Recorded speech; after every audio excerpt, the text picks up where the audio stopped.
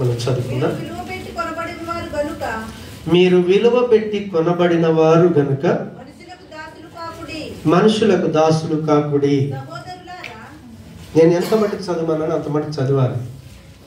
Okay, 23 అంటే 23, 24కి వెళ్ళకూడదు. జ్ఞానం అది సంపాదించుకోండి, దేవుణ్ణి అడగండి. ప్రేమ గల మా తండ్రి, మీకు వందనాలు. నువ్వు నమ్మదగిన దేవుడవు స్వామి. నీ కృపకు అప్పగించుకుంటున్నాం. ఈ మాటలోని ఆంతర్యాన్ని మేము అర్థం చేసుకొని, మా స్థితి ఏంటో మేము తెలుసుకొని, మేము విమోచింపబడిన వారిగా, రక్షించబడిన వారిగా జీవించడానికి మాకు సహాయం చేసి మీరు మహిమ పొందుమని యేసు నామమున ప్రార్థించి వేడుకుంటున్నాను తండ్రి. ఆమేన్. హల్లెలూయా. మనం కొన్ని వారాలుగా కంటిన్యూగా ధ్యానిస్తున్నాం. పోయిన వారం మనం ధ్యానించాం. ఏంటి ధ్యానించామంటే, ఒక వ్యక్తి క్రీస్తుకు శిష్యుడిగా అవ్వాలి అనుకున్నప్పుడు ఆ వ్యక్తికి విమోచన అంటే ఏంటో తెలియాలి, రక్షణ అంటే ఏంటో కూడా తెలియాలి. రక్షణ ఉందా నీకంటే నేను బాప్తిసం తీసుకున్నాను అంటాను, అంటే రక్షణ అంటే నీకు అర్థం కాల. కాబట్టి మనం దేవుడికి, యేసు ప్రభువుకి శిష్యులం కావాలి, క్రీస్తులాగా జీవించాలి అని అనుకున్నప్పుడు ఎప్పుడు జీవించగలుగుతాం? నీకు విమోచన ఉందని నువ్వు గ్రహిస్తే, నేను రక్షించబడ్డానన్న విషయం నువ్వు గ్రహిస్తే నీ లైఫ్ ఎక్సలెంట్గా ఉంటుంది. కాబట్టి పోయిన వారం విమోచన అంటే ఏంటో, దేని నుంచి విమోచించబడ్డామో, ఎలా విమోచించబడ్డామో ధ్యానించాం. రక్షణ అంటే ఏంటో, దేని నుంచి రక్షించబడ్డామో మనం ధ్యానించాం. దాన్ని మళ్ళీ నేను ఎక్స్ప్లెయిన్ చేయట్లేదు. కానీ ఒకవేళ నువ్వు విమోచించబడితే కనుక నీ లైఫ్ ఎలా ఉంటుంది అంటే, మీరు విలువ పెట్టి కొనబడిన వారు గనుక మనుషులకు దాసులు కావద్దు. హల్లెలూయా. ఒక వ్యక్తికి విమోచన అనుభవం ఉంది, రక్షించబడినటువంటి అనుభవం ఉందనుకోండి, ఆ వ్యక్తి ఎప్పుడు కూడా మనుషులకు దాసుడిగా ఉండడు. దేవునికి స్తోత్రం. ఎందుకంటే మనం విలువ పెట్టి కొనబడ్డ వాళ్ళం.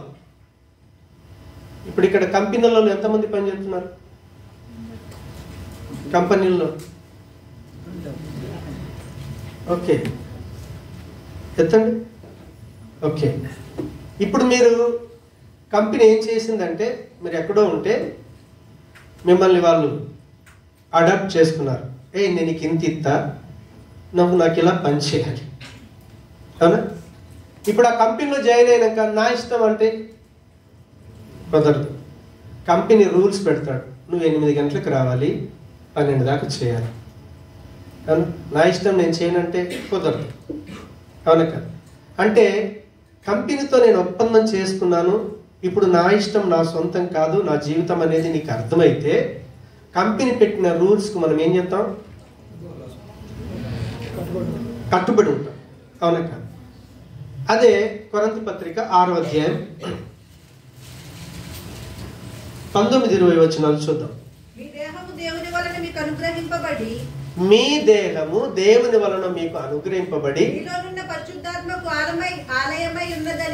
ఎరుగరా, మీరు మీ సొత్తు కారు, విలువ పెట్టి కొనబడిన వారు గనుక మీ దేహముతో దేవుని మహిమపరచుడి. ఎవరితో చెప్తా ఉన్నాడు అంటే, నేను క్రైస్తవుని, నేను సంఘములో ఉన్నాను, నేను సంఘస్థుని. ఇక్కడున్న నాతో సహా మనం అందరం కూడా యేసు ప్రభుని ఎరగకంటే ముందు సాతాను అధికారం కింద ఉన్నాం, పాపాలు చేస్తున్నాం. పాపానికి మనం ఇది అధికారం ఉంది కాబట్టి అది చేయమంటే చేస్తున్నాం. హల్లెలూయా. కొంతమంది అంటారు, సార్ నేను సిగరెట్ పట్టద్దు అనుకున్నాను, పట్టలేకుండా లేకపోతున్నాను. 31st నైట్ వస్తే ఫుల్ ఎంజాయ్ చేస్తాం, ఎందుకంటే ఈ రోజుతో లాస్ట్.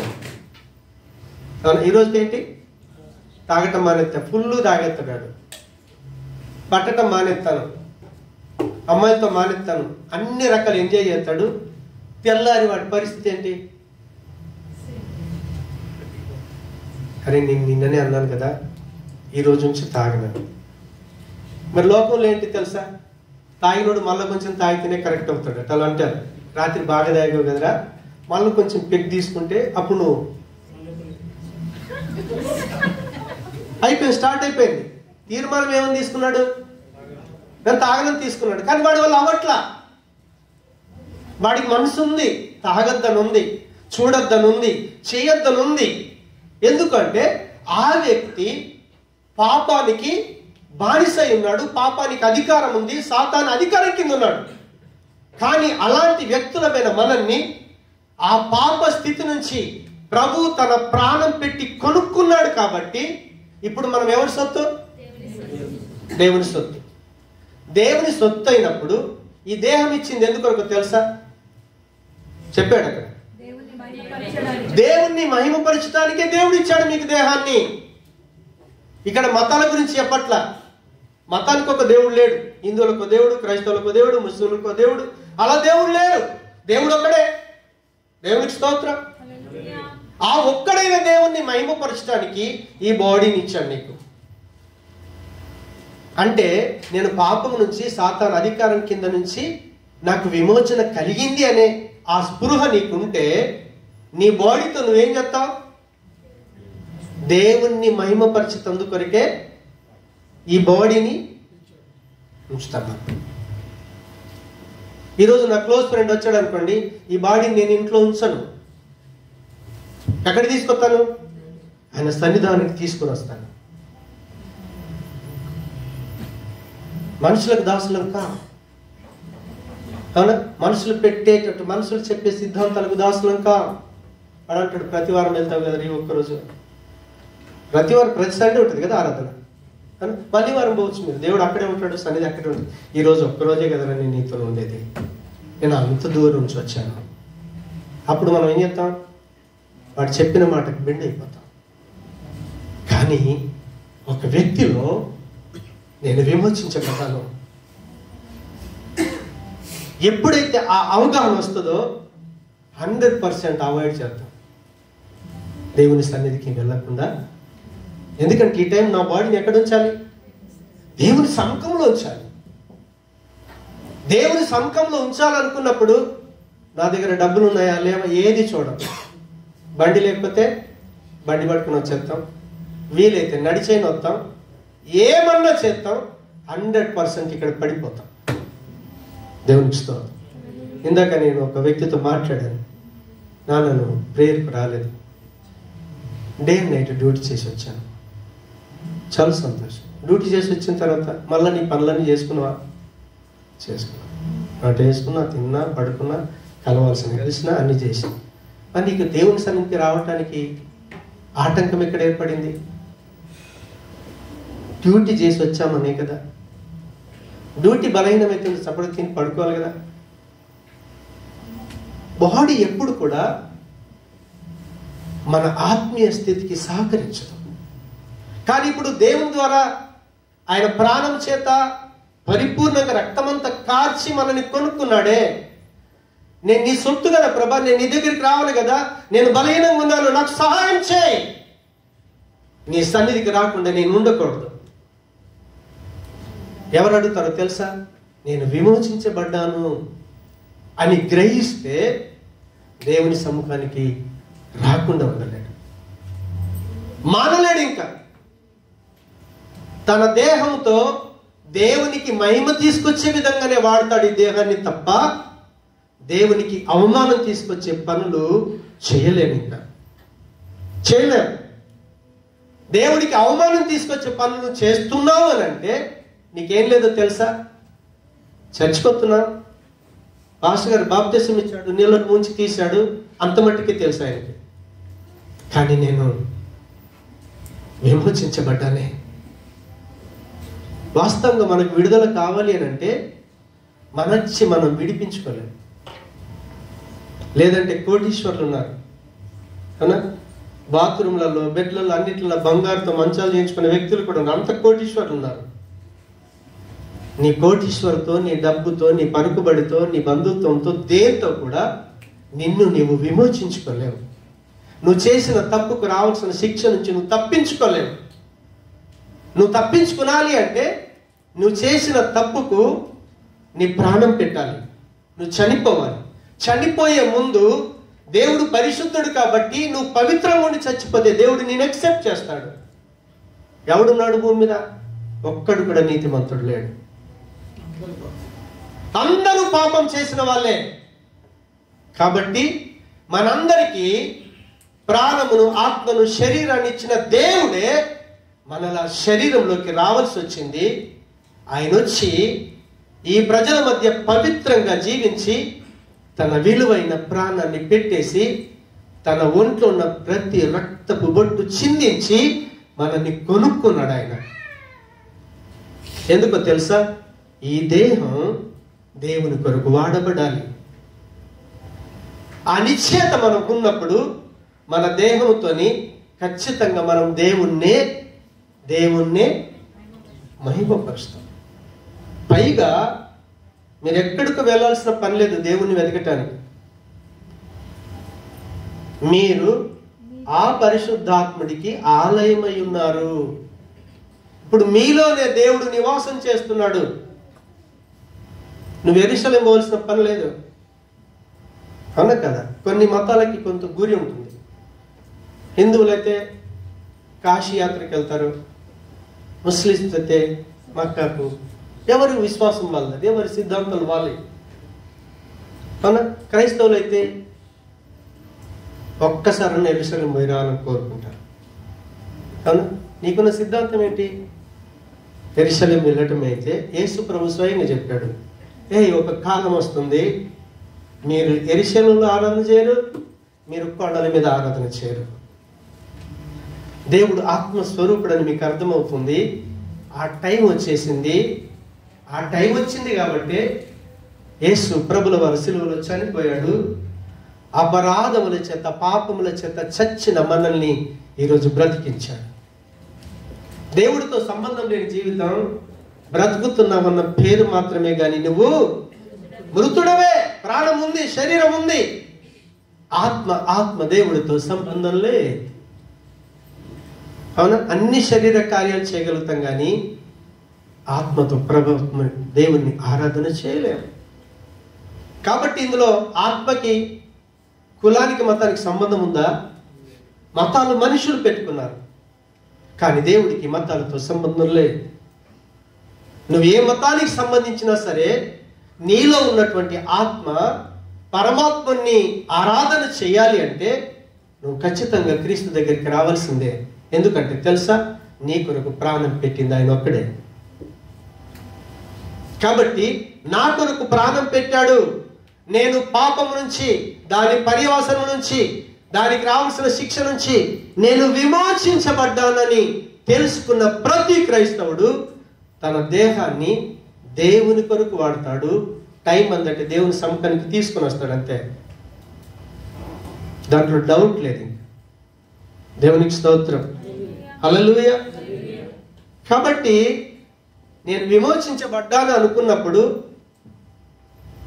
ఈ దేహాన్ని దేవుని మహిమ కొరకే వాడతామంటే ఎన్ని రకాలైన వాడచ్చు. క్రైస్తవులు ఎలా ఉంటారంటే చర్చ్ బయటికి వెళ్తే లోక సంబంధమైన జీవితం, చర్చ్లో ఉంటే క్రైస్తవ జీవితం. ఒక వ్యక్తికి రెండు జీవితాలు లేవు, ఉన్నాయా? ఒకటే జీవితం. అయితే అట్లయినా ఉండు, అయితే ఇట్లయినా ఉండు, నో ప్రాబ్లం.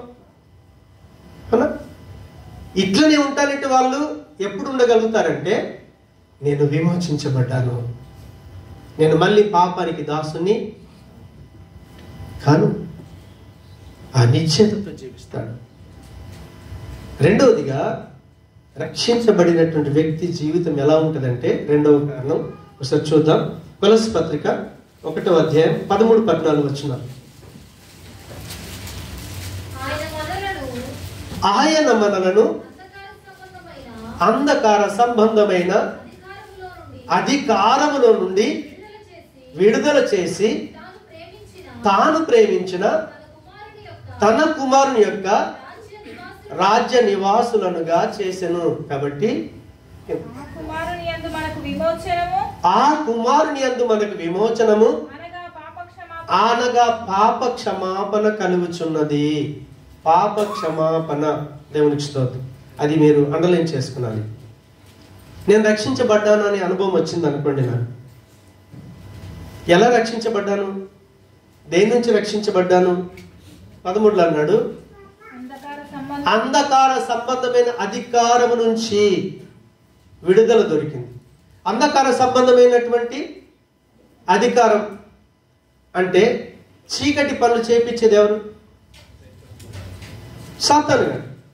దయ్యం మనని ఏం చేస్తుంది? అన్ని చీకటి పనులే చేపిస్తుంది. కానీ ఎప్పుడైతే యేసుప్రభుని నమ్ముకున్నామో సైతానుకు మన మీద అధికారం లేదు. హల్లెలూయా. సాతానుడు మనని ప్రతి క్షణం మరణంలోకి నడిపించాలని చూస్తూ ఉంటే దేవుడు ప్రతి క్షణం మనని ఎక్కడ తీసుకెళ్తాడు? జీవంలోనికి తీసుకుని వెళ్తాడు. హల్లెలూయా. ఇప్పుడు పాపపు యొక్క అధికారం కింద ఉంటే నేను ఎక్కడికి వెళ్తాను? యుగ యుగాలు తరతరాలు కాలే నరకానికి వెళ్ళిపోతాను. కాబట్టి ఆ నరకానికి వెళ్ళకుండా నేను కాపాడబడ్డాను అని ఏ వ్యక్తి అయితే గ్రహించగలుగుతాడో, ఓహో ఇప్పుడు నాకు నరకంతో సంబంధం లేదు, నేను రక్షించబడ్డాను. నిన్న బస్ కాలిపోయింది కదా, ఒక వ్యక్తి, 2-3 మెలకున్నలు బయటికి రావడం ప్రారంభించారు. అందులో ఒక వ్యక్తి చెప్తున్నాడు, నేను బయటికి దాటుతానని వస్తున్నాను, కానీ ఆ చీకటి కమ్మి ఆ పొగకి నాకు ఆక్సిజన్ ఆడలేక నేను పడిపోతున్నాను. కానీ అందులో ఉన్న వాళ్ళు అరుపులు స్టార్ట్ అయిపోయినాయి. అప్పటికే ఆ అరుపులతో మళ్ళీ మెలకు వచ్చిందట. ఆ పగిలిన గ్లాసులో నుంచి ఏం చేశాడంటే కిందకి దుమికేశాడు. దేవునికి స్తోత్రం. హల్లెలూయా. లేదంటే అగ్నిలో తను కూడా సజీవంగా కాలిపోయేవాడు. ఆ అగ్ని నుంచి తను కాపాడబడ్డాడు. ఇప్పుడు మనం అగ్నిలోకి వెళ్ళే వాళ్ళమని, నిజంగా యుగ యుగాలు తరతరాలు కాలేటటువంటి నరకం నుంచి తప్పించబడ్డానని ఒక వ్యక్తి గుర్తిస్తే మళ్ళీ ఆ నరకంలోకి వెళ్ళే పనులు చేస్తాడా? చెయ్యమన్నా చేయడు, చెయ్యమన్నా చేయడు. ఎందుకో తెలుసా? మనం బ్రతకడానికి లోకానికి వచ్చాం కదా, ఈ దేశానికి వచ్చాం కదా. మీ అధికారి ఒకవేళ దేవునికి విరుద్ధమైన పని చేయమంటే జాబ్ అయినా వదులుకుంటాం, కానీ ఆ పని చేయము. శద్రకు మేషకు అబేద్నెగోలకు అదే స్థితి వచ్చింది. అవునా? ఏం స్థితి వచ్చింది? నేను పెట్టాను, దీన్ని ఖచ్చితంగా ఏం చేయాలి? సాగిలపడ. ఒకవేళ సాగిలపడకపోతే ఏంటి? ముందర అగ్నిగుండం ఉంది, దాంట్లో 100% వేసేస్తాం. వాళ్ళు ఏం చేశారు తెలుసా? రాజా నీకు జాబ్ చెప్పాల్సిన పని లేదు అనగానే ఇంకా కోపం వచ్చేసింది. ఇంకా 7 అంతల అగ్ని పెంచేశాడు. అవునా? వాళ్ళు ఈ అగ్నిని చూశారు కదా, అది ఎంతసేపు కాలింది? ఎంతసేపు ఉంటుంది అది? దాంట్లో ఆ మండటానికి సరికి ఎంత ఉంటే అంతసేపు మండిద్ది, ఆరిపోద్ది. కానీ ఆ నరకం స్టాప్ అయ్యే ఛాయిస్ లేదు. వీళ్ళకి తెలుసు. ఏంటో తెలుసా? ఈ నరకంలో పడేశాడు అనుకోండి, ఈ నరకంలో పడితే రాజా మా దేహాన్ని కాల్చేస్తావేమో, మా ప్రాణం మా ఆత్మ నువ్వేమీ చేయలేవు. ఇప్పుడు ఇది భయంకరమా, అది భయంకరమా? ఇప్పుడు ఇక్కడ వాడేసిండు అనుకో, నా శరీరం కాల్చుతాడచ్చు, కానీ మా ప్రాణం ఎవరి చేతులు ఉంది? కొలస్సీ 3:1 ఏమంటాడు తెలుసా? యేసుప్రభుడు ఏమంటాడు తెలుసా? యోహాను సువార్త 10వ అధ్యాయం, మనందరి ప్రాణం దేవుని చేతిలో ఉంది. నా ఆత్మ ఎక్కడుంది? నా దేవుడి చేతిలో ఉంది. అవునా? అవసరం అనుకుంటే ఈ శరీరాన్ని, మట్టి శరీరాన్ని మహిమ శరీరంగా మార్చే దేవుడు నాకున్నాడు. మనం సమాధి చేయబడతాం, మట్టిలో మట్టి అయిపోతాం, కానీ మట్టి దేహాన్ని ప్రభు ఏం చేస్తాడు తెలుసా?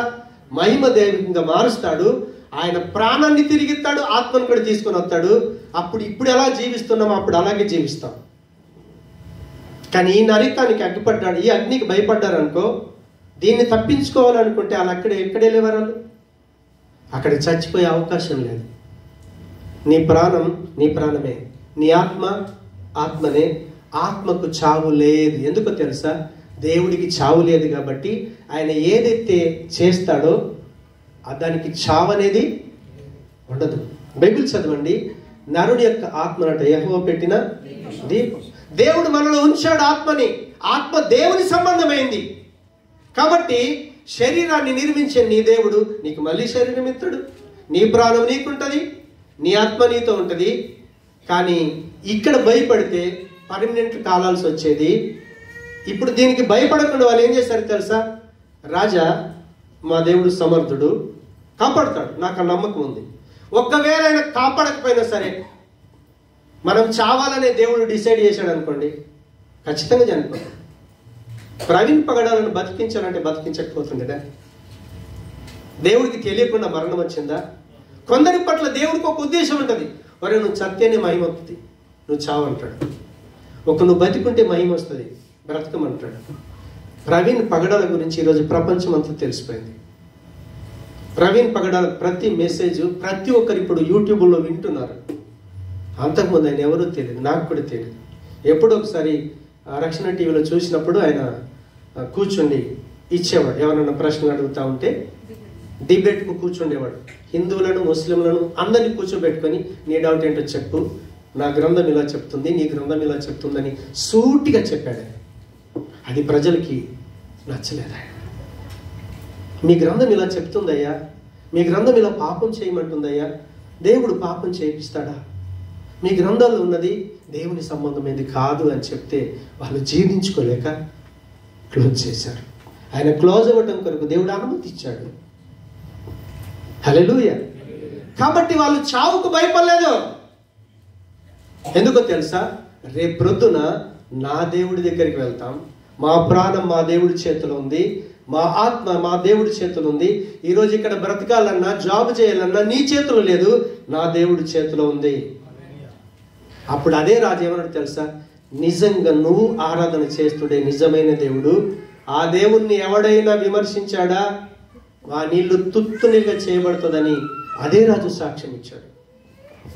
కాబట్టి రక్షించబడినటువంటి ప్రతి వ్యక్తి తన రక్షణను కాపాడుకోవటానికే జీవిస్తాడు తప్ప రక్షణను పోగొట్టుకోడు. హల్లెలూయా. మూడవ కారణం చూద్దాం.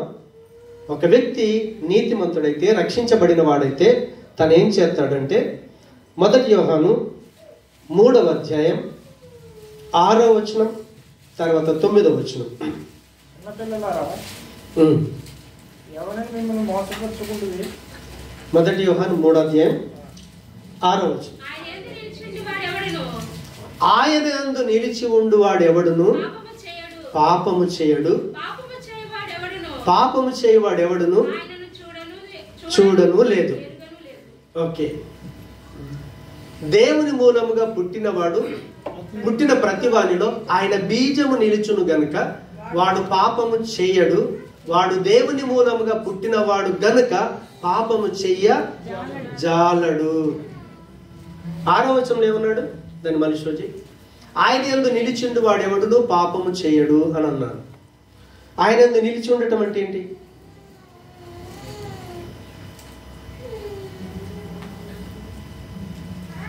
యోహాను సువార్త 15వ అధ్యాయం 1, 2, 3 వచనాలు ఏముంటుందంటే, యేసు ప్రభు ఆగండి, నేను నిజమైన నా తండ్రి వ్యవసాయం. ఓకే, మీరెవరు అంటే మనం తీగలం, అవునా? భూమి ఈ దేహం, ఓకేనా? భూమి ఈ దేహం, దీన్ని సేద్యం చేసేవాడు తండ్రి. ఇప్పుడు ఈ తోటలో ఎవరున్నారంటే యేసు ప్రభు ఉన్నాడు. ఒక వ్యక్తి యేసు ప్రభును నమ్మి బాప్తీసం పొందితే మనకు దొరికే భాగ్యం ఏంటో తెలుసా? క్రీస్తు మనతో కలిసి నివాసం చేస్తాడు. నీ కులం మారదు, నీ మతం మారదు, నువ్వు పేరు మార్చుకోవాల్సిన అవసరం కూడా లేదు. ఎందుకంటే పేరుని బట్టి పరలోకం వెళ్ళలేం. హల్లెలూయా. ఎప్పుడైతే యేసు ప్రభును నమ్మి బాప్తీసం పొందామో అప్పుడు దేవుని యొక్క ఆత్మచేత మనం ముద్రించబడతాం, దేవుడు మనలో నివాసం చేస్తాడు. కాబట్టి నేను ద్రాక్షవల్లిని, మీరు తీగలు. యేసు ప్రభు ఎవరట? ద్రాక్షవల్లి. మనం ఎవరం? తీగలు. ద్రాక్షవల్లిలో తీగ నిలిచి ఉంటేనే కానీ తనంతట తాను ఫలింపదు. ఓకేనా? ఒకవేళ ఫలించే తీగ మరి ఎక్కువగా ఫలించాలి అంటే పనికిరాని తీగలన్నీ ఎవరు చేస్తారు? కట్ చేస్తారు. అవునా కదా? ఇప్పుడు మీరు వ్యవసాయం చేసే వాళ్ళకు, చెట్లు నాటిన వాళ్ళకి బాగా అనుభవం. చెట్టు నాటగానే పక్కన పిచ్చి మొక్కలన్నీ అయితే కలుపుతో తీసేస్తాం. అలా కలుపుతో తీసేవాడు దేవుడు. అవునా? ఇప్పుడు యేసుక్రీస్తుతో ఆయనందు నిలిచి ఉండటం అంటే యేసు ప్రభుతో ఎప్పుడైతే ప్రతిక్షణం ఇక్కడ ఉన్నప్పుడు కాదు, బయటికి వెళ్ళాం. బయటికి వెళ్ళిన తర్వాత ప్రభా నేను నీ మాటల ప్రకారంగానే జీవిస్తాను అని నువ్వు ఒక తీర్మానం తీసుకున్నావు అనుకో, అన్నా నువ్వు ఇలా బ్రతుకుమన్నావు, నేను అలాగే బ్రతుకుతాను. కొన్నిసార్లు మనం ఏం చేస్తాం, అది మర్చిపోతాం. అవునా కాదు? ఇప్పుడు ఆయనతోనే అంటకట్టబడ్డాం అనుకో, మనం తప్పు చేయగలుగుతామా? చేయలేం. కాబట్టి బయటికి వెళ్ళిన తర్వాత నువ్వు ఎలా జీవించాలి, ఎలా ప్రవర్తించాలంటే నీకు ఎలా తెలుస్తుంది? ఆయన మాటలు చదివితేనే కదా. అవునా కదా? మన ప్రవర్తన ఎలా ఉండాలి, మన బ్రతుకు ఎలా ఉండాలి అనేది మనకు తెలియాలంటే మనకు తెలిసిన సత్యం ఏంటి తెలుసా? అరే ఏం చెడ్డ మాటలు మాట్లాడుకురా, మంచిగా బ్రతికితే చాలరా, మనం నీతిగా బ్రతికితే చాలంటాం. అవునా కదా? మంచిగా మాట్లాడాలంటే ఇప్పుడు ఇక్కడ ఎంతమంది స్తుతి ఆరాధన చేస్తారు? చేతెత్తండి. బయటకు వెళ్ళి తిట్టకుండా ఉన్న లోపల చేతెత్తండి. ఓకే, దేవునికి స్తోత్రం. కొంత మనం నోటితో తిడతాం. కొన్నిసార్లు ఏం జరుగుతుందో తెలుసా? మన మనసుతో కూడా దేవునికి వ్యతిరేకమైన చేస్తాం. మనసు మన కంట్రోల్ ఉండదు. ఎక్కువ మాట చూడొద్దు అనుకుంటాం, చూసి కొంచెం మళ్ళీ బెండ్ అయిపోతాం. ఆయన చూడొద్దు అనుకున్నా కానీ మెల్ల అందులో మునిగిపోయే వాళ్ళు చాలా మంది ఉన్నారు. అందుకే మీరు సినిమాలు కానీ అమ్మాయిలు కానీ ఫోన్లలో ఉంచుకోకూడదు. ఇలా నువ్వే ఏ యాప్లో కన్నా వేలు జస్ట్ బైబిల్ చదువుతాను వెళ్ళినా కూడా ఫస్ట్ ఒక అమ్మాయి ఫోటో వస్తుంది.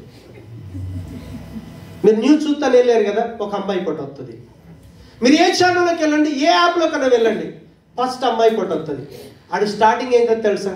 నేను అందులోకి వెళ్ళకుండా ఫస్ట్ ఇక్కడ కనిపిస్తుంది అనమాట. సరే ఇదేంటో ఇట్లా అన్నావా, నువ్వేం చేయకున్నా సరే మొత్తం వస్తూ ఉంటాయి. కొన్నిసార్లు దీన్ని బంద్ చేద్దామని కూడా బంద్ చేయరాదు మనకి. నేను అలా బైబిల్ ఓపెన్ చేసి నేను ఇదేమవుతుందో ఒకసారి చూడ, నాకు తెలియదు, జానపలకాన్ని ఇచ్చేస్తా, నమ్మకి ఇచ్చేస్తా. ఎందుకంటే అందులోకి వెళ్ళామా బయటికి రావటం చాలా కష్టం. అవునా కదా? కాబట్టి దేవుని మాట ప్రకారంగా జీవించాలని అనుకున్నప్పుడు నువ్వు ఆశపడితే మనలో పనికిరాని అన్నీ ఉన్నాయి కదా, ఆయన కత్తిరించేస్తాడు. ఒరే నువ్వు దేవుని మాటల ప్రకారంగా జీవించాలి అని అంటే పనికిరాని అన్నీ ఏం కావాలి? అది ఇప్పుడు అంటే ఏమన్నాడు? ఆయన యందు నిలిచి ఉండు వాడు ఎవడును చేయడు. కానీ మనం కొన్నిసార్లు ఏం చేస్తాం? దేవుణ్ణి తెలిసి కూడా తెలియనట్టుగా ప్రవర్తిస్తాం. మన బాడీలోకి వచ్చేస్తాం, మనది ఏం చేయాలనుకుంటే అది చేస్తూ ఉంటాం. అప్పుడు సడన్గా ఏం చేస్తాం తెలుసు? అరే నేను చేయొద్దు కదా, నేను తిట్టద్దు కదా, సడన్గా తిట్టాను కదా. తిట్టిన తర్వాత అప్పుడు మనకేమవుతుందో తెలుసా? నేను చేయాల్సిన పని కాదు. అప్పుడు ఆ వ్యక్తి ఏం చేస్తాడని తెలుసా? ప్రభా నేను తిట్టకూడదు అనుకున్నా, తిట్టాను, పశ్చాత్తాపడి దేవుణ్ణి అడుగుతాడు. అడుగుతున్నప్పుడు ఆయన ఏం చేస్తాడో తెలుసా? కత్తిరించేస్తాడు. అప్పుడు క్రీస్తులాగా జీవించేటటువంటి జీవితం. యేసుప్రభు జీవితం చూడండి, పాపం ఉన్నది ఆయన లోపల. ఆయనతో అంటకట్టబడితే పాపం చేయలేం. దేవునికి స్తోత్రం. 9లోకి వెళ్ళి దేవుని మూలముగా పుట్టిన ప్రతి వానితో ఆయన బీజము నిలుచును. దేవునికి స్తోత్రం. రూట్ ఏంటంటే, బీజం అంటే సపోజ్ నేను విత్తనం విత్తాను కదా, దాంట్లో నుంచి వచ్చేస్తుంది. అవునా కదా? అందులోంచి మొలకొచ్చిన తర్వాత అది ఏ రకమైన మొలకనో అదే ఫలాలను ఇస్తుంది, అదే చెట్టు కనిపిస్తుంది. మీరు చిక్కుడు విత్తనం వేయండి, బెండ చెట్టు రాదు, వస్తుందా? బెండ విత్తనం వేయండి, బెండ విత్తనమే వస్తుంది. ఇప్పుడు చూడండి, బాగా ఆలోచించేయండి. దేవుని మూలముగా పుట్టినవాడు ప్రతి వానిలో ఆయన బీజము నిలుచును అంటే, ఇప్పుడు మన లోపల ఏ బీజం ఉంది? మన అమ్మ నాన్న కన్నారు, వాళ్ళలో చెడు ఉంది, మనకు కూడా వచ్చేసింది. ఆయన లోపల అబద్ధాలు ఉన్నాయి, మన లోపల కూడా వచ్చింది. వాళ్ళు కూడా బూతులు తిడతారు, మనకు కూడా వచ్చేసినాయి, ఆటోమేటిక్ వచ్చాయి. కానీ మనం రెండో సబ్జెక్టు ధ్యానించాం కదా, తిరిగి జన్మించిన అనుభవం అని. హల్లెలూయా. మనం తిరిగి జన్మించిన అనుభవం ఉంటేనే ఇప్పుడు నీతిమంతులమని గ్రహిస్తాం, అవునా? రక్షించబడ్డామని గ్రహిస్తాం. ఇప్పుడు రక్షించబడ్డ తర్వాత కూడా ఒకవేళ పాపం చేసే పరిస్థితి ఉంటే ఆయన అంటున్నాడు, నువ్వు నిజంగా దేవుని మూలంగా పుట్టినటువంటి అనుభవం ఉంటే నీ లోపలికి ఏమవుతుందో తెలుసా? క్రీస్తే అతడు. హల్లెలూయా. క్రీస్తునున్న లక్షణాలన్నీ మనకు వస్తాయి. మన శరీరం ఉన్నటువంటి లక్షణాలన్నీ ఒకటి ఒకటి ఏమైపోతాయి? క్లోజ్ అయిపోతాయి. అందుకే అక్కడ అన్నాడు, దేవుని మూలముగా పుట్టినవాడు పాపము చెయ్యజాలడు. యోసేపు పాపం చేయచ్చలేదా? పరిస్థితులు అనుకూలంగా ఉన్నాయా లేవా? ఇంట్లో ఎవరు లేరు, చక్కటి అమ్మాయి ఉంది, అన్నిటి విషయాల మీద ఆయనకు అధికారం ఉంది, యజమానుడు లేడు, రూమ్లో ఒక్కతే ఉంది, తను ఒక్కడే ఉన్నాడు. షర్ట్ పట్టేసింది, షర్ట్ ఇటు తెచ్చి పారిపోయింది, కానీ పాపం చేయలేదు. చేశాడా? చేయలేదు. పాపపు నేచర్ మనలో ఉంది, కానీ దాన్ని జయించాలి అంటే ఎప్పుడైతే ఆ తిరిగి జన్మించిన అనుభవం, నాకు దేవుని సంబంధమైన జీవితం వచ్చిందని నువ్వు గుర్తిస్తావు కదా, నీలో ఇప్పుడు ఎవరున్నారో తెలుసా? క్రీస్తున్నాడు. మత్తయి 28:20 అంటాడు, ఇదిగో యుగ సమాప్తి దాకా కూడా నీతోనే ఉంటాను. ప్రపంచం ఎండేదాకా మనం బ్రతికితే అప్పటిదాకా ఆయన మనలోనే ఉన్నాడు. ఎప్పటిదాకా? మనకు చావన్న రావాలి, ఇది క్లోజ్ అన్న కావాలి. ఇప్పుడు ఆయన మనలో ఉన్నాడని తెలిస్తే, ఇప్పుడు ఆ బీజం వస్తూ ఉంటే మన లోపల క్రీస్తులో ఉన్న లక్షణాలన్నీ మనకు వస్తూ ఉంటాయి. క్రీస్తులో ఉన్న లక్షణాలన్నీ మనకు వస్తూ ఉంటాయి. అప్పుడు పౌలు అన్నాడు, ఇక జీవిస్తున్నది నేను కాదు, నేను ఇప్పుడు జీవిస్తున్నాను కదా, ఈ మంచి జీవితాన్ని చూపిస్తున్నారు కదా, నా జీవితం కాదు. నా జీవితం ఎలాంటిదో తెలుసా? అందరినీ చంపేశాను. ఆయన కాళ్ళ కింద నలిపేశాడు. ఆయన ఎవడైనా యేసుప్రభు పేరు చెప్తే చాలు. స్త్రీ లేదు, పురుషులు లేరు, గర్భిణీ స్త్రీల కడుపులు చింపుకుంటూ చిన్నపిల్లని బొగటితో నలిపేసి బ్రతికాడు ఆయన. నా బ్రతుకు అలాంటిది. కానీ ఈరోజు ఆ చిన్న పిల్లోడికైనా మీ కొరకైనా దెబ్బలు తింటూ చచ్చిపోవడానికి సిద్ధపడుతున్నానే, ఆ ప్రేమ జీవితం ఎక్కడి నుంచి వచ్చిందో తెలుసా? క్రీస్తు నాలో ఉన్నాడు. నా వల్ల కాదది, ఆయన బీజం నాలోకి వచ్చింది. దేవుడు కనికరించి క్రీస్తు ద్వారా ఇలాంటి జీవితం ఇచ్చాడు ఆయన. కాబట్టి ఆ అనుభవంలోకి వెళ్తా ఉంటే ఖచ్చితంగా పాపాన్ని జయించే శక్తి దేవుడు మనకిస్తాడు. అంత అద్భుతమైన పరిచర్య చేసినటువంటి పౌలు, ఒకసారి రోమపత్రిక 7వ అధ్యాయం ఆఖరి వచనానికి వెళ్ళండి, నేను చెప్పి ముగిస్తాను. మన ప్రభు అయినటువంటి యేసుక్రీస్తు ద్వారా దేవునికి కృతజ్ఞతాస్తుతులు చెల్లించుచున్నాను. కాగా మనస్సు విషయంలో నేను దైవ నియమమునకును శరీర విషయంలో పాప నియమమునకును దాసుడనై ఉన్నాను. దేవునికి స్తోత్రం. బాగా ఆలోచన చేయండి.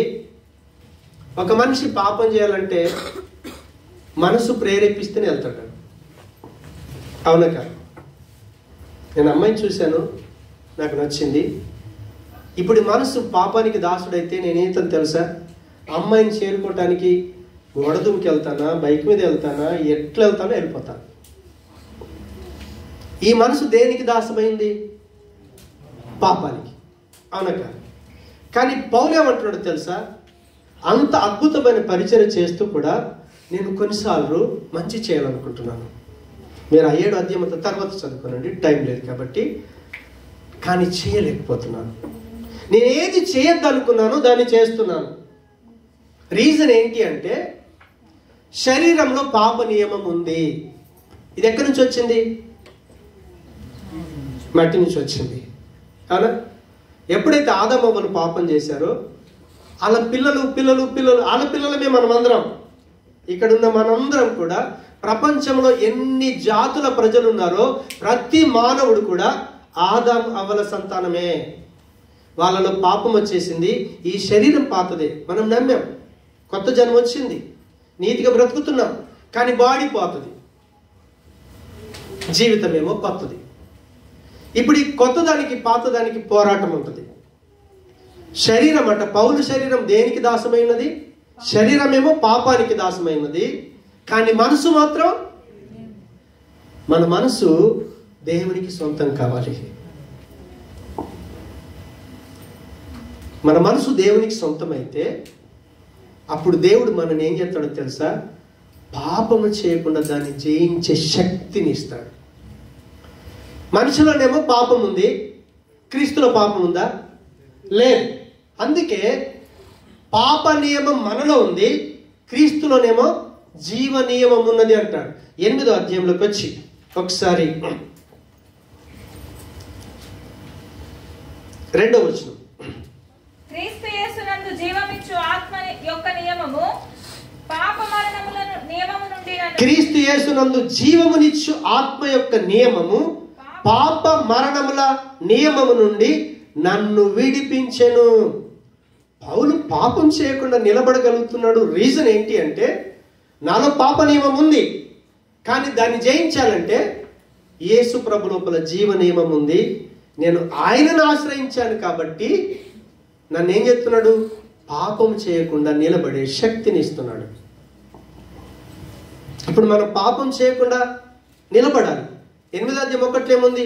ఇంకా మనం యేసు ప్రభుని నమ్మాం కాబట్టి మనకే శిక్ష విధి లే, నరకంతో సంబంధం లే. కానీ నరకంతో సంబంధం లేని జీవితాన్ని అనుభవించడానికి మనం పాత శరీరంలో ఉన్నాం కాబట్టి ఈ శరీరాన్ని జయించాలంటే ఫస్ట్ మన మనసు ప్రతి క్షణం యేసు ప్రభు మీద, ఆయన మాటల మీద ఉండాలి. మిమ్మల్ని వాక్యం చదవమంటున్నాను ఎందుకో తెలుసా? దాన్ని చదివినప్పుడు మనసు పెట్టగలుగుతాను, లేకపోతే మనసు పెట్టలేము. ఎలా బ్రతుకుమన్నాడు, ఎలా జీవించమన్నాడు, ఎలా ప్రవర్తించమన్నాడు, దేన్ని చూడాలన్నాడు, దేన్ని చూడొద్దు అన్నాడు, ఏవి మహిమ తీసుకొచ్చేవి, ఏవి శ్రేష్టమైనవి, ఏవి కీర్తి తీసుకొచ్చే, ప్రతిదీ బైబిల్ చదివితే తప్ప నీకు తెలియదు. అందుకే బైబిల్ చదవని రోజు మీ లైఫ్లో ఉండకూడదు. కనీసం ఈ రోజు నుంచి అయినా మీకు వీలైతే చదవండి. ఒక అధ్యాయం చదువుతావా, 4 వచనాలు చదువుతావా, నీకెంత వీలైతే అంత. అలా బైబిల్ చదవటానికి ఈ రోజు నుంచి ఆరంభించండి. అప్పుడు వాక్యమై ఉన్న ప్రభువు, ఆయనలో జీవనియమం ఉంది కాబట్టి పాపాన్ని జయించే శక్తి దేవుడిస్తాడు. అప్పుడు మనం ఏమవుతామో తెలుసా? పాపము చెయ్యమన్నా చేయలేము. అలాంటి జీవితాన్ని నాకు, మనందరికీ దేవుడు దయచేయునుగాక. కాబట్టి ఒక వ్యక్తి నేను విమోచించబడ్డాను, నేను రక్షించబడ్డాను అనే ఆ అనుభవంలోకి వస్తే ఆ వ్యక్తి ఏం చేస్తాడో తెలుసా?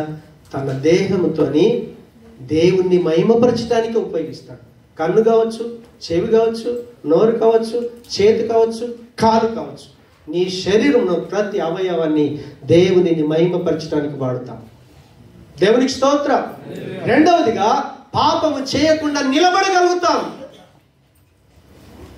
ప్రేమగల మా తండ్రి, మీకు వందనాలు. నమ్మదగిన దేవుడు ప్రేమ, మమ్మల్ని చేయి విడిచిపెట్టే దేవుడు కాదు. కొన్నిసార్లు మిమ్మల్ని మేము విడిచిపెడతాం, మిమ్మల్ని మరిచిపోతాం, కానీ నేను నిన్ను మరువను, ఎడబయనని వాగ్దానం చేసి మేము ఏ పరిస్థితుల గుండా వెళ్ళినా పాపాన్ని జయించడానికి జీవ నియమం కలిగిన నిన్ను ఆశ్రయించే కృప దయచి మా మనసును నీ మీద ఆనుకునాలి ప్రభా. మా మనసును నీకు దాసత్వం కావాలి. అలాంటి చక్కటి జీవితం ఇచ్చి నీ మహిమకు మమ్మల్ని అందరినీ సాక్షులుగా నిలబెట్టుకునమని యేసు నామమున ప్రార్థించి వేడుకుంటున్నాము తండ్రి. ఆమేన్.